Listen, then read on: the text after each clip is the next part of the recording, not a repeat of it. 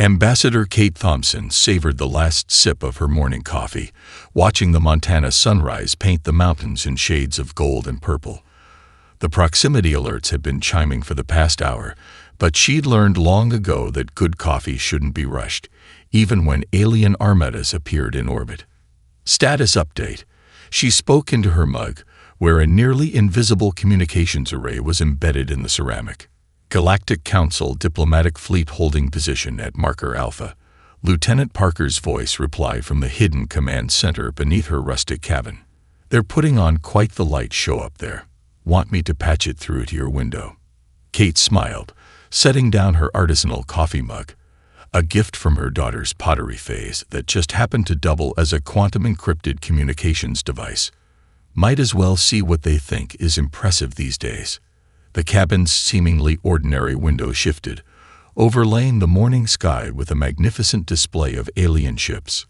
Crystalline vessels larger than cities arranged themselves in complex geometric patterns, trailing streams of light that formed intricate symbols meant to awe and inspire primitive species.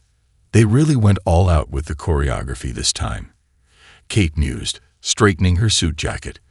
It looked like ordinary navy wool, but could deflect everything from bullets to plasma bolts. Not that she expected to need that feature today. Anyone taking bets on their opening line. Engineering section has good money on greetings, primitive ones. Parker chuckled.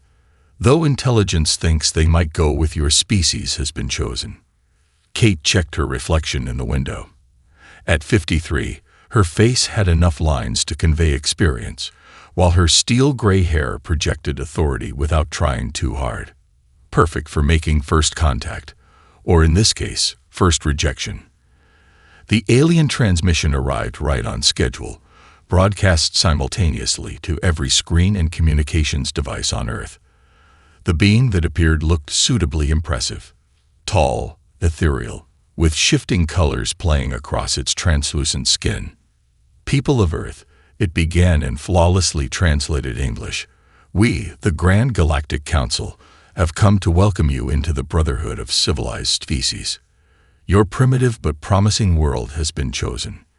Good morning, Kate interrupted pleasantly, her own transmission cutting smoothly into every channel. This is Ambassador Catherine Thompson of Earth. While we appreciate your interest in diplomatic relations, I'm afraid we must decline your generous offer at this time. The alien's shifting colors froze in what she assumed was shock. In the background, several other beings moved frantically in and out of frame. Perhaps there has been a translation error. The alien recovered smoothly. We are offering you membership in the most powerful alliance in the known galaxy. Your species will benefit from our advanced technology, our protection, No translation error, Kate replied, allowing herself a small smile. We've had plenty of time to study your language databases. Earth thanks you for your offer, but we are not currently accepting new intergalactic relationships. We wish you safe travels. But we detected no advanced technology on your surface. Your cities, your power systems, your vessels, they're all primitive chemical and electronic based. Kate took another sip of coffee, enjoying the genuine confusion in the alien's voice. Oh, that's just what we like to use day to day.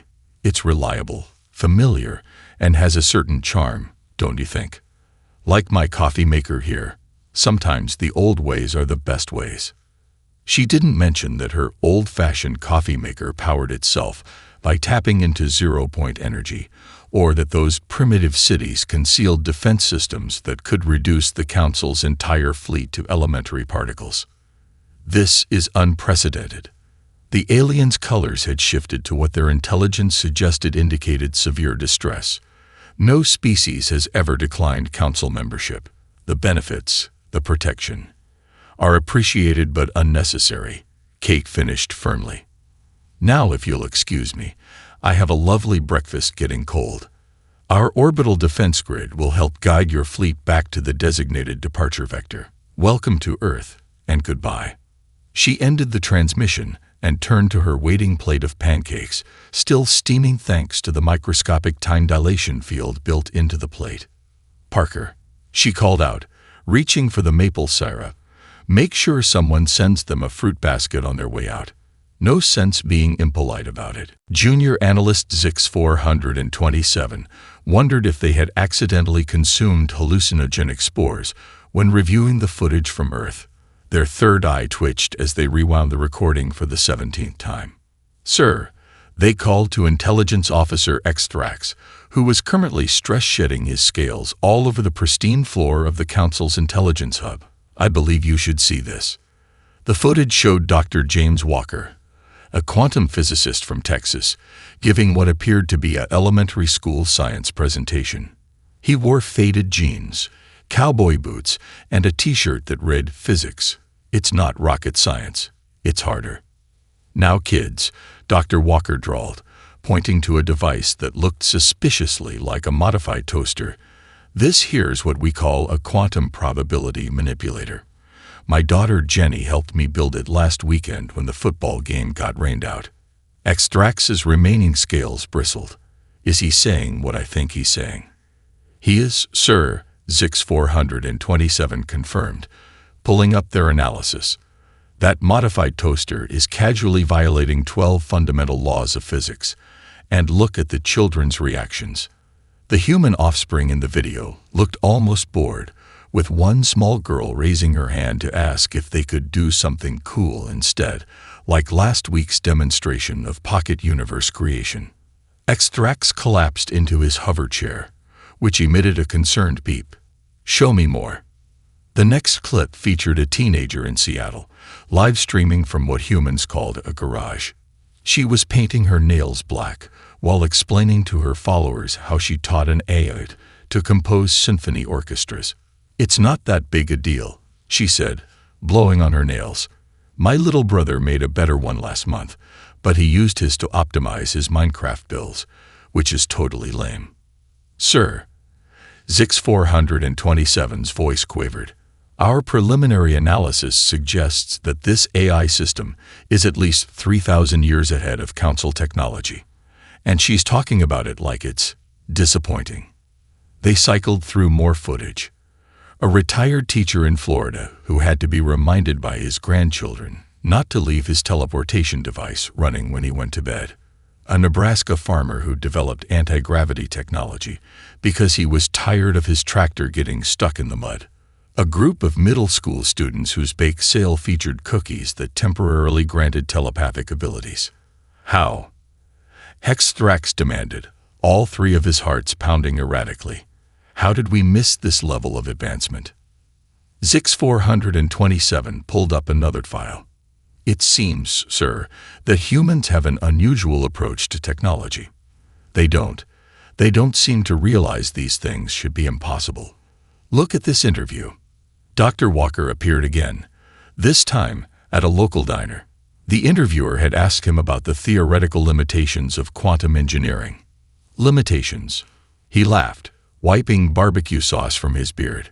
"Son, my grandma used to say the only real limitation is thinking you can't do something. Speaking of which, anyone want to see this neat trick I figured out with the salt shaker? Turns out you can use it to stabilize micro-singularities." "Sir," Zix427 said quietly, "I believe we may have a serious problem.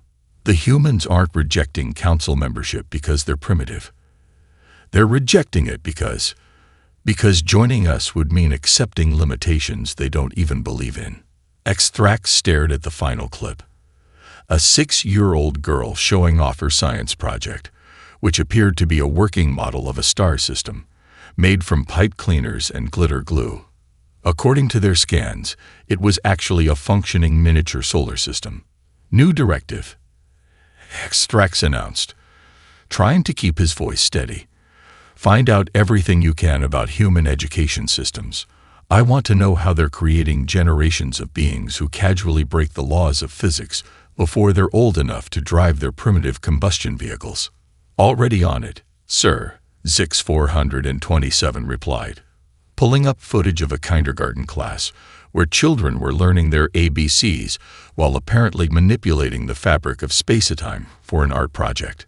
"Though I should warn you, You might want to take your heart medication first. Grand Merchant Viscar of the Galactic Council had negotiated with over 300 species across 12 galaxies. His tentacles were adorned with rings representing successful trade deals that had brought entire civilizations into the Council's embrace. Today, those tentacles were twisted into stress knots as he watched director Emily Rodriguez drink a gas station slushie while casually upending the galactic economy. "So this is our main recycling facility," Emily said, leading him through what appeared to be an ordinary warehouse in the Arizona desert. "Nothing fancy, but it gets the job done." Viscar's neural processors struggled to reconcile her words with his sensors' readings. The facility was smaller than most species' waste management units, yet his scanners detected energy signatures that shouldn't be possible outside of a dying star. Director Rodriguez, he began carefully, his universal translator struggling to maintain his usual smooth tone. "Perhaps we should discuss the Council's offer of rare earth elements. Our surveys indicate your world's supplies are running low, and we would be happy to." "Oh, that reminds me," Emily interrupted, slurping her blue raspberry slushie. "Hey, Marcus, fire up the matter maker for our guest." A teenager looked up from his phone, nodded, and pressed a button on what appeared to be a modified refrigerator. The device hummed briefly, then dispensed a tray of perfectly formed rare earth elements. "My daughter Angela built this for her science fair project last semester," Emily explained, picking up a piece of pure europium like it was a penny she'd found on the sidewalk. She was pretty bummed about getting third place, but you know how competitive those science fairs can be. The anti-aging device was pretty impressive, and don't even get me started on Jimmy's pocket universe generator. That kid's going places. Viscar's primary heart stopped beating for 3 seconds. "Your daughter created a matter synthesis device for a school project." "Yeah, she was in kind of a rush too. Had volleyball practice that week, so she only spent a couple evenings on it." Emily tossed him the europium sample. "Keep it if you want. We've got plenty." The Grand Merchant caught the priceless element automatically, his mind racing. A single piece this pure would buy a small moon in council space, and this human was treating it like a party favor. "Director," he tried again, "the Council can offer advanced terraforming technology." "Oh right, I almost forgot to show you the garden." Emily led him through a side door to what looked like a small greenhouse. Inside, Viscar's instruments detected multiple overlapping reality fields, carefully controlled quantum states, and what appeared to be several pocket dimensions. "My mom started this after she retired," Emily explained, picking the tomato that his scanners insisted couldn't possibly exist in their current dimension. "She got tired of dealing with frost in the winter, so she just—" Emily made a vague gesture with her free hand, "tweaked things a bit. Want a tomato? They're really good in July and September, and whatever month you feel like, really." Viscar watched in horror as she took a bite of the reality-bending tomato.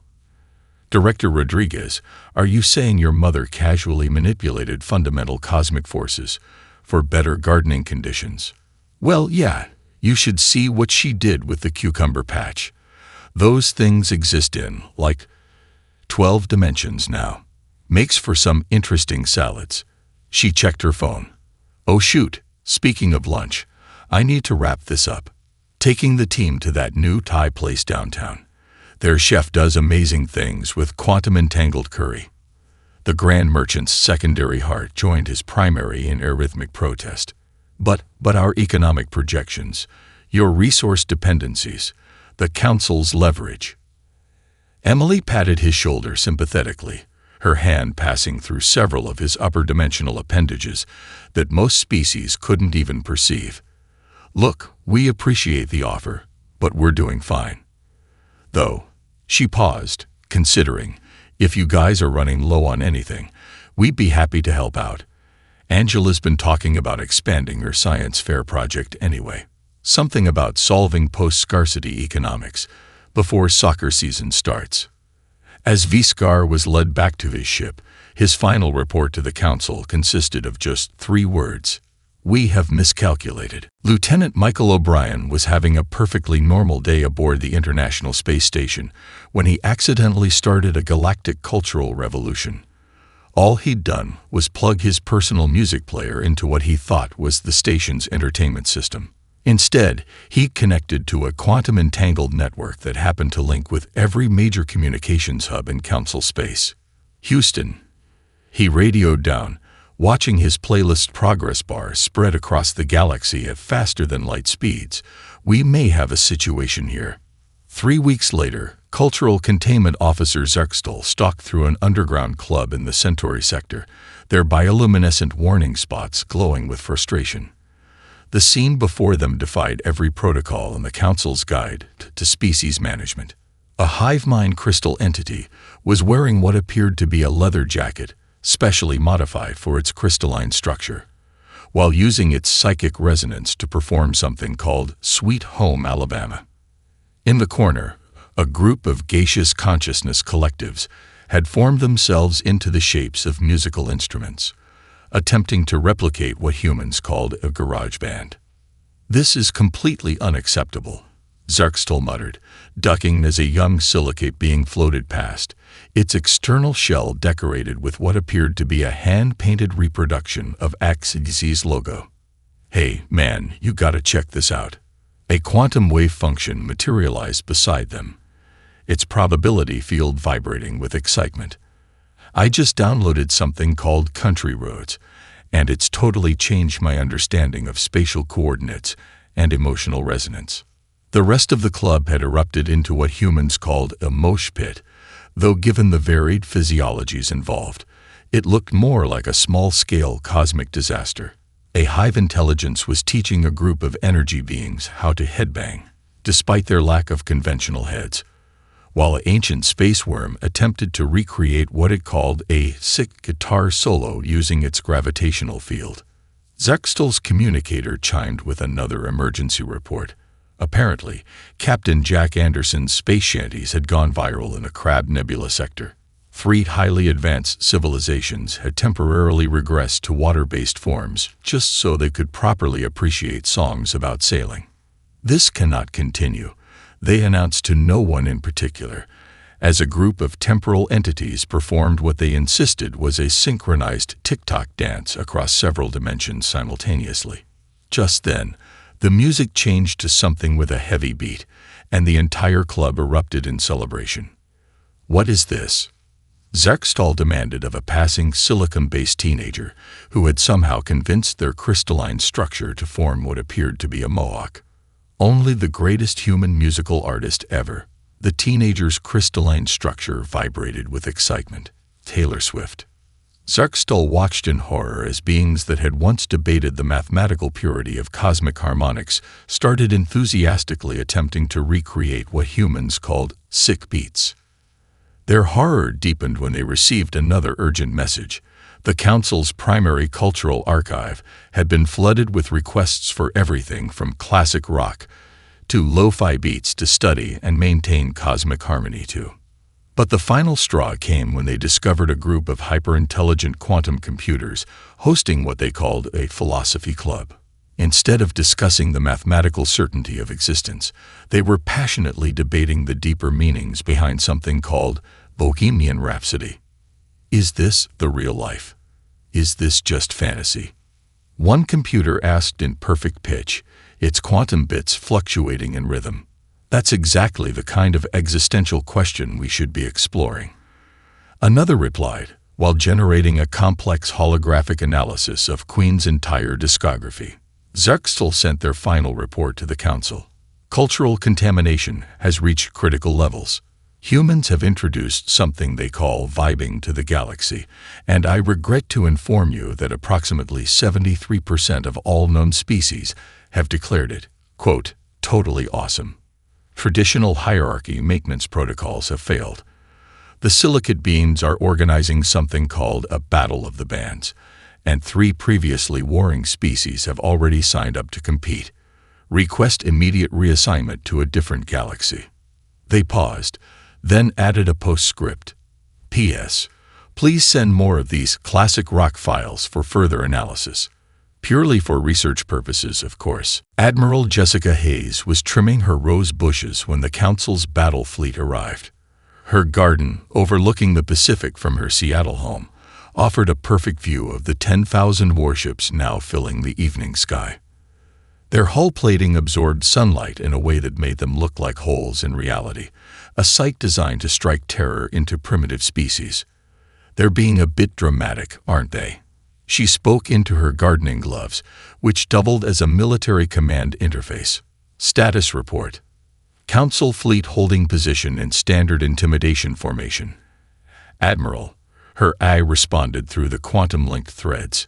They're charging weapons for what appears to be a shock and awe demonstration. Should I initialize the defense grid? Jessica snipped another rose, adding it to her basket. Not yet. Let's try something more neighborly first. Activate the porch light protocol. Are you sure, Admiral? It's not even dark yet. Trust me, she smiled, examining a particularly lovely pink bloom. Sometimes the best defense is good home security. Across Earth, from sprawling cities to isolated farmhouses, millions of ordinary-looking porch lights winked on. Each one was a quantum beacon, part of a defense network that humanity had built over decades, treating it like a weekend hobby rather than a military project. In her garden, Jessica counted down quietly. 3, 2, 1. The Council fleet sensors suddenly registered what they were actually facing. Every primitive structure on Earth was tied into a defense grid that extended halfway across the galaxy. Those quaint farmhouses, quantum weapon platforms, the charming streetlights, reality anchors, and every single family home was capable of generating enough energy to power a small sun. Incoming transmission from the Council flagship, the AI reported, sounding amused. Put them through to my glasses, Jessica said, pulling on a pair of ordinary-looking gardening spectacles.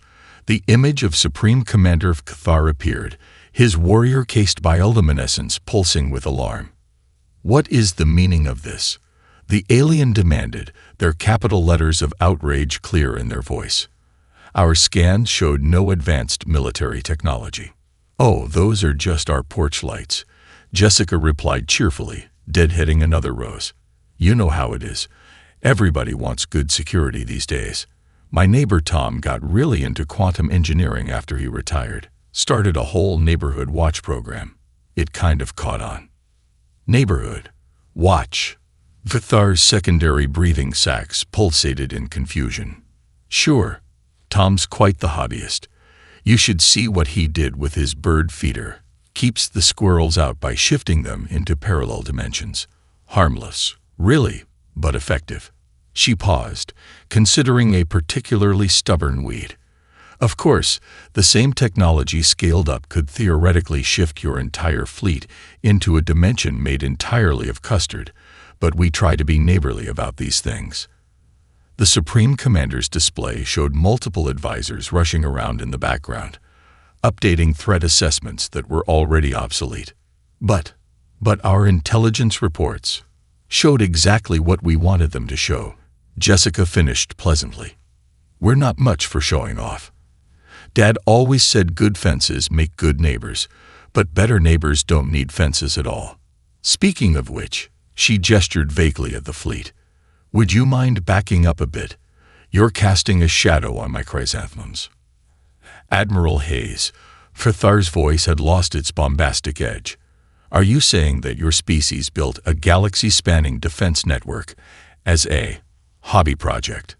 Well, people get bored on weekends, she shrugged. Some folks do puzzles, some build quantum defense grids. Tom's actually hosting a workshop next Saturday on combining antimatter containment with sustainable gardening practices. You're welcome to join if you'd like. The Supreme Commander stared at his tactical display, where each innocent-looking human structure was now revealed as part of an interlocking defense system that made their fleet look like children's toys. We will take this under advisement, they managed. Wonderful. And while you're advising, would you mind moving about 3 light minutes to the left? Mrs. Johnson down the street just activated her new solar array, and you really don't want to be in the way when she tests the quantum harmonics. Last time, it turned a passing comet into jazz music. The council's elite trade delegation had prepared for every conceivable negotiation scenario. What they hadn't prepared for was Bobby Williams, age 12, and his mom's modified microwave. "And this button here," Bobby explained, pointing at what appeared to be a repurposed Happy Meal toy stuck to the microwave side. "That's for when you want to teleport something but keep it cold, like ice cream." Had to add that after the pizza incident last week, Chief Negotiator Lilith adjusted their probability matrix, trying to process how this human child had casually solved the quantum temperature preservation problem that had stumped their best scientists for millennia. "Young Body," they began carefully, "perhaps we should speak with your parents about acquiring this technology. The council can offer significant resources." "Oh, Mom's busy right now," Body interrupted, pulling a juice box from his pocket. "She's helping my sister Sarah with her science fair project. They're trying to figure out why her cold fusion reactor keeps making everything taste like strawberries." The delegation's collective neural networks experienced a momentary shutdown. Trade Minister Zixtal recovered first. "Cold fusion. Yeah, Sarah's not super happy with it." Bobby poked a straw into his juice box with the casual precision of someone who regularly manipulated the fabric of space-time. "She wanted to make it taste like chocolate, but Mom says she has to finish her homework before messing with particle flavoring." Lilith's probability sensors were screaming. They'd come prepared to offer antimatter technology, zero-point energy matrices, and theoretical physics that most species wouldn't discover for thousands of years. Now they were watching a human child use what appeared to be a coloring book to sketch out improvements to their most advanced faster-than-light drive concepts. "These crayon marks." Trade analyst Peter pointed at the drawings with a trembling appendage. "They appear to be solving the unified field theory." "Oh yeah," Bobby nodded, taking the slurp of juice. "The green crayon works best for quantum stuff. Purple's good for gravity equations, and I save the gold sparkly one for when things get really weird with dimensional folding." Just then, a small explosion came from upstairs, followed by the smell of strawberries. "Sarah," a woman's voice called out. "What did I say about quantum tunneling in the house?" "But Mom," came the reply, "I almost got it to taste like chocolate." "Not until you've finished your history homework, young lady." Bobby rolled his eyes. "Sisters, right? Hey, want to see something really cool? I figured out how to make the toaster work in 11 dimensions at once. Makes the best Pop-Tarts." Lilith watched in horror as the boy casually reached into what looked like a standard kitchen toaster and pulled out a pastry that, according to their sensors, briefly existed in several parallel universes simultaneously. "Want one?" Bobby offered the reality-warping breakfast food. Their s'mores flavor. Well, s'mores plus some quantum fluctuations, but those just make them extra gooey. The delegation huddled for an emergency conference while Bobby doodled what appeared to be a working schematic for a consciousness transfer device in the margins of his math homework. "Our most advanced technology," Zixtal whispered. "They give it to their children as toys." Peter finished, neural patterns fritzing. "Did you see what he used to fix the quantum manifold?" Trade Minister Klax added. "I believe it was chewing gum." "Hey," Bobby called out, interrupting their crisis. "I almost forgot. Since you guys came all this way, want to see my actual science project? It's not quite finished, but..." He reached under his bed and pulled out what looked like a jumble of Lego bricks, rubber bands, and at least 3 pieces of technology that shouldn't exist in their universe. "It's a pocket universe generator," he explained proudly. "Nothing fancy like the ones they sell at the store. I made it myself." Lilith's final report to the council was sent via their emergency quantum channel.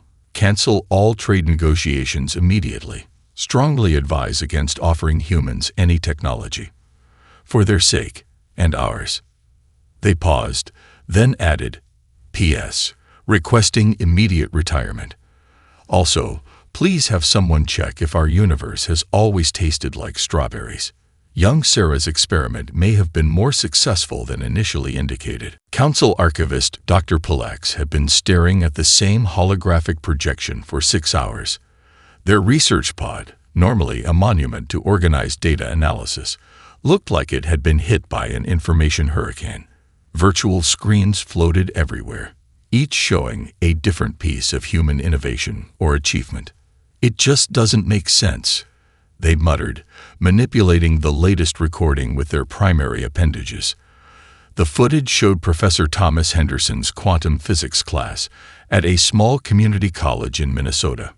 "Remember, folks," Henderson was saying, chalk dust on his sweater vest, "the universe isn't complicated.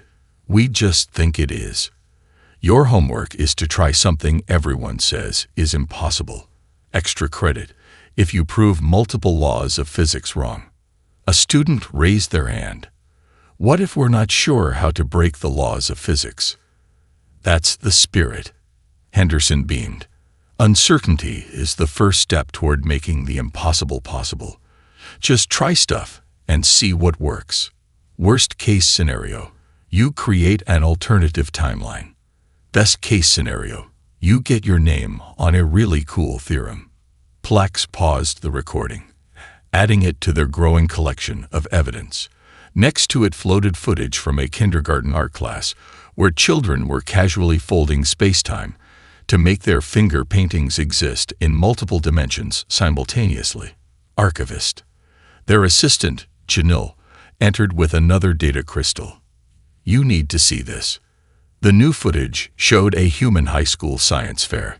A young student was explaining their project on interstellar communication. "So I noticed the council uses quantum entanglement for their messages," the student said, pointing to a device made from what appeared to be a soccer ball and Christmas lights. "But that's super bad for the quantum structure of space-time. See, all these dead zones in their territory where communication just doesn't work anymore." Palex's secondary heart skipped a beat. Those dead zones were classified information that had baffled council scientists for centuries. "Anyway," the student continued, "I figured out a way to send messages using harmonic reality resonance instead. It's way better for the environment. Plus, you can emoji support without destabilizing local space-time." "How long?" Palex asked their assistant. "How long have they been watching us?" Janil's color patterns shifted uncomfortably. "According to these records, since before we achieved spaceflight. They'd been quietly documenting everything. Every failed colony, every resource war, every time we've let younger species collapse because it was more efficient." More footage played across the screens. A parent-teacher conference where a mother expressed concern that her son was only able to process information in 4 dimensions. A community center workshop teaching senior citizens how to responsibly modify local reality. A Little League game where the coach had to remind kids not to use their personal anti-gravity fields to catch high fly balls. "They're not rejecting us because they're primitive," Palex whispered, their archival patterns finally aligning. "They're rejecting us because they're waiting for use to grow up." The final piece of evidence was a recording from a human park bench. 2 elderly women were feeding pigeons while discussing the council. "Should we tell them about the simple way to achieve universal peace?" one asked. "Oh, honey," the other replied, tossing another piece of bread. "Some things they need to figure out for themselves. Remember how your grandkids got when you tried to just give them the answers to their math homework. But we could help. We are helping by letting them learn. Besides," she winked, "they're making progress. Did you see how they actually sat down and talked to the Proxima Centauri collective instead of just trying to absorb them? Baby steps." Palex sent their final report to the council with trembling appendages. "Humans haven't been ignoring us. They've been teaching us. And like all good teachers, they know that some lessons can't be rushed." They added a personal note. "Recommend immediate reevaluation of all council policies. Also suggest investigating why Earth pigeons appear to be quantum entangled with universal constants. Suspect this is not a coincidence. Margaret Peggy Wilson had been teaching elementary school in Maine for 42 years before she retired. Now, at age 73, she found herself teaching again, this time to a chamber full of the galaxy's most powerful beings. "Now, honey," she said to the Supreme Council member who had just interrupted her for the third time, "if you can't raise your tentacle properly before speaking, we're going to have to review our classroom rules." The ancient being, whose very thoughts could reshape reality, lowered all 7 of its appendages sheepishly. Peggy continued knitting what appeared to be a small solar system while she spoke. Her needles, made by her granddaughter in shop class, occasionally caused small temporal distortions when they clicked together. "As I was saying," she continued, the yarn between her needles shifting through quantum states, "Earth won't be joining your council just yet. You folks still have some growing to do. But we are the most advanced coalition in known space," protested a being of pure energy, remembering at the last second to raise its photonic field first. "Advanced doesn't always mean wise, dear," Peggy replied, adding a small gas giant to her knitted creation. "Just last week, you tried to force the Andromedans to join by threatening their sun. In my experience, good neighbors don't go around threatening each other's sons." The energy being dimmed noticeably, looking like a chastised student. "Now," Peggy continued, her knitting needles weaving gravity wells into the fabric of her project, "we're happy to help you learn. In fact, we've already started a few study groups." On cue, the chamber's screens lit up with images from across the galaxy. A group of council scientists were attending a workshop led by a teenager from Seattle on ethical applications of reality manipulation. A squad of elite council warriors were learning conflict resolution from a kindergarten teacher in Ohio. The council's top economists were taking notes as a 7-year-old explained why threatening other species was bad for business, and also just really mean. "But this is unprecedented," the council's chief administrator declared, their crystalline form vibrating with distress. "We are the teachers. We are the leaders." "Sweetie," Peggy said, looking over her reading glasses, "the first rule of being a good teacher is realizing you never stop being a student." She held up her knitting, which had somehow become a perfect working model of a sustainable, multi-dimensional society. "See how these parts all work together. Nobody's above, nobody's below. Just different folks learning from each other." A small quantum fluctuation rippled through the chamber as her knitting needles clicked again. "Did you just alter the fundamental constants of the universe?" one of the younger council members asked, forgetting to raise their probability field. "No talking out of turn," Peggy reminded them. "And no, dear, just fixed a drop stitch. Though now that you mention it, that particular universal constant could use a bit of tidying up. We'll cover that in next week's session." She stood, tucking her knitting into a bag that appeared to contain several pocket dimensions and at least one alternative timeline. "Your homework," she announced, making the entire council sit up straighter, "is to go find a species you've been mean to and do something nice for them. No excuses about temporal paradoxes or quantum uncertainties. Just be kind." As the most powerful beings in the galaxy hurried to take notes, Peggy added with a twinkle in her eye, "And if you do well, maybe next time I'll show you how my granddaughter's scout troop solved the problem of entropy." They made the most wonderful cookies during that badge project. The council chambers erupted in excited murmurs, only to be silenced by Peggy's practiced teacher's look. "Class dismissed," she said, then added, "Oh, and do remember the bake sale next week. We're raising funds to help that poor Class 3 civilization you left stranded in the Horsehead Nebula. No universe-breaking snacks this time, please." The last batch of brownies created 3 alternative timelines, and the paperwork was just dreadful.